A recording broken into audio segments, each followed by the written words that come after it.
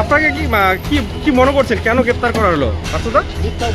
কি চাকরির প্রলোভন দেখিয়ে টাকা আদায়ের অভিযোগে গ্রেপ্তার হলেন দক্ষিণ দিনাজপুরের পতিরাম গ্রাম পঞ্চায়েতের তৃণমূল প্রধান পার্থ ঘোষ এবং তার সহযোগী অসীম কুণ্ডু।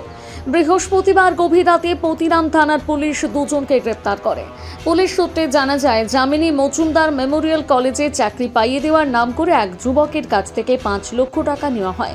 দীর্ঘদিন চাকরি না দেওয়ায় টাকা ফেরত চাইলে ওই যুবককে মারধর ও হুমকি দেওয়া হয় বলে অভিযোগ। এরপর ওই যুবক থানায় লিখিত অভিযোগ দায়ের করেন। আর এই অভিযোগের ভিত্তিতে বৃহস্পতিবার গভীর রাতে তৃণমূল প্রধান পার্থ ঘোষ এবং তার সহযোগী অসীম কুণ্ডুকে গ্রেপ্তার করে।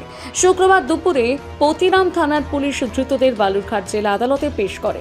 ঘটনার তদন্ত শুরু করেছে পুলিশ। এই বিষয়ে দক্ষিণ দিনাজপুর জেলার বিজেপি যুব মোর্চার সভাপতি শুভ চক্রবর্তী বলেন,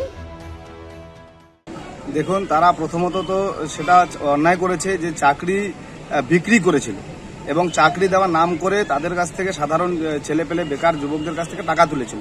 তো সেই স্বাভাবিকভাবেই যে ছেলেটা টাকা দিয়েছিল তারা বুঝতে পেরেছে যে আর চাকরি হবে না, চাকরি তাদের আর দিতে পারবে না।